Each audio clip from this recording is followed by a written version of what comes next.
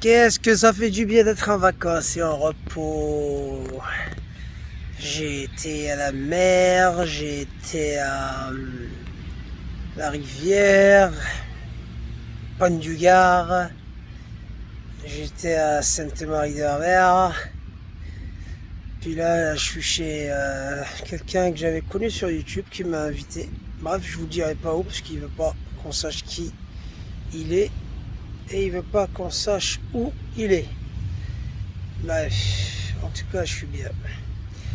Je voulais juste faire une petite vidéo. J'ai écouté la dernière fois, comme je vous avais dit, le live où j'étais en train de s'attaquer à Walid là. Serge Latams de YouTube avec mes gars. Bon, je voulais commencer par quoi? Bon, il parlait un petit peu comme quoi Walid il attaque le Maroc, machin. Ça c'est vrai, que ça c'est une chose.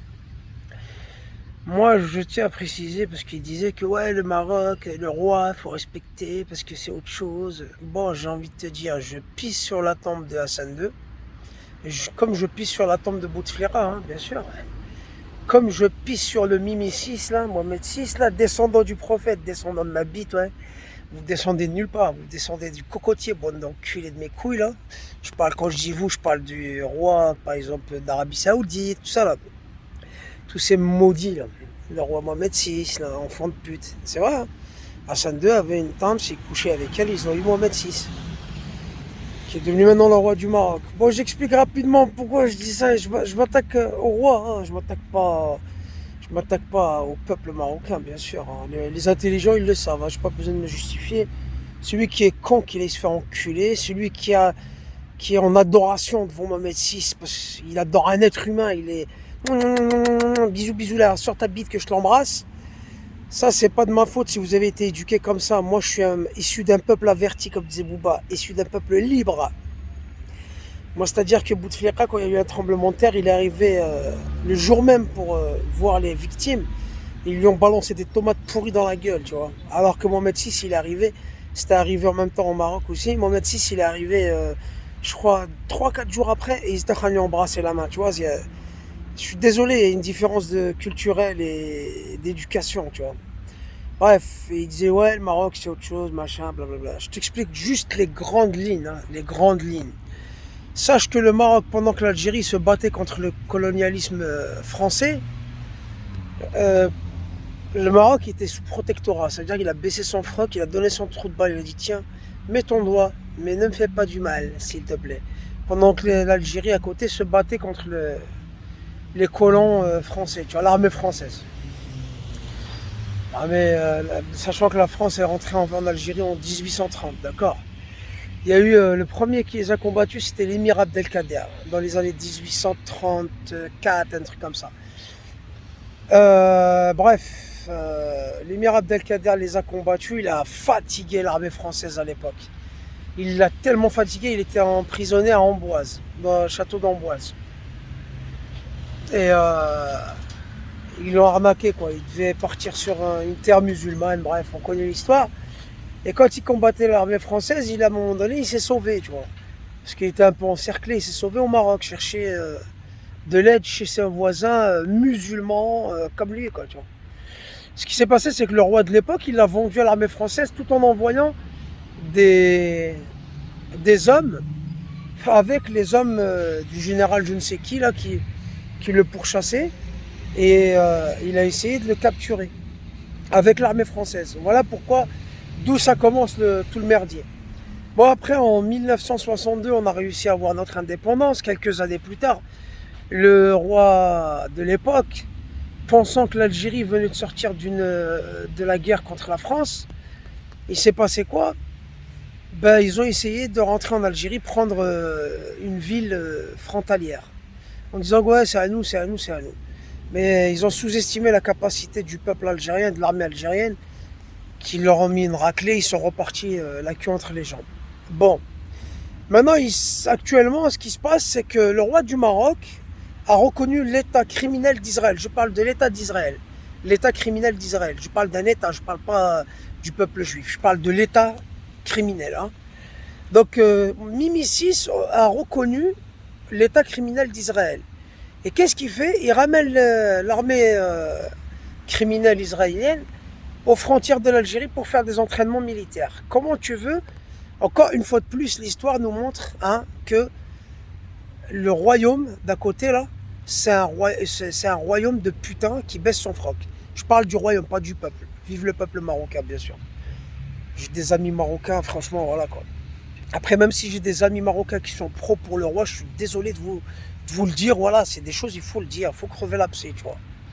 Bah voilà pourquoi l'Algérie et trucs, c'est comme ça a toujours été comme ça. Parce que bah, le royaume d'à côté, c'est un royaume d'infiltrés, de traîtres. C'est un royaume voilà, quoi, de merde, quoi.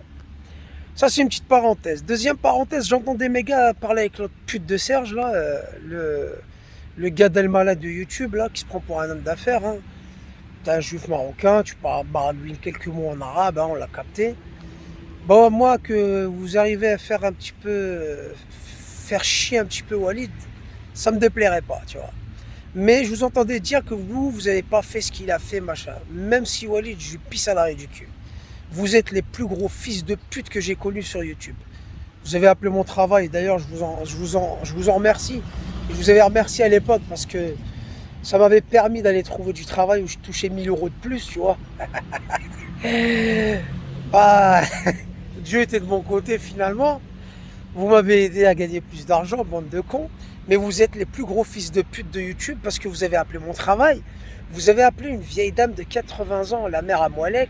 Vous avez envoyé un homme, un père de famille, 5 ans derrière les barreaux parce que vous l'avez dénoncé à des associations de merde, là. Vous avez dénoncé à des associations avec... alors vous l'avez provoqué, vous avez tout fait pour qu'il pète les plombs. Et après, vous avez envoyé les vidéos aux associations, sorties de leur contexte, et vous l'avez baisé comme ça. Maintenant que je vous le dis, que vous fassiez ça à Walid, qu'il ait un petit peu de problème avec la justice, ça ne me dérangerait pas, parce que Walid, même s'il ne l'a pas fait, mais le fait d'en parler sur YouTube, ça veut dire que tu étais prêt. Tu sais qu'il y a des gens, il y a des gogoles sur YouTube, tu étais prêt à faire du mal à une meuf, qu'elle a déjà, tu étais prêt à lui faire du mal à elle, à sa fille, une mère isolée, à appeler son travail pour lui dire qu'elle fume de la beuh, alors que toi-même tu la fumes la beuh, tu bois, tu as pris de la coke, t'es une merde, d'accord? Donc moi ça me dérange pas qu'il te fasse un petit peu de dégâts, un petit peu, ça me déplairait pas. Tu vois ce que je veux dire?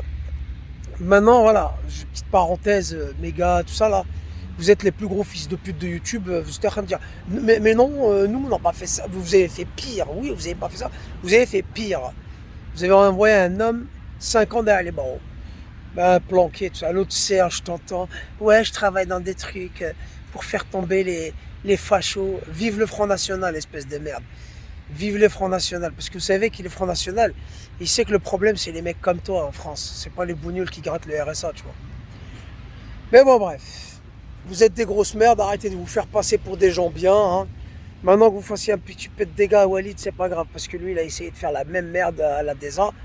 Et il était en train de dire, ouais, je vais appeler ton travail, je vais te radier de je sais pas quoi, machin, de son travail. Donc, tu vois, tu mérites, Walid.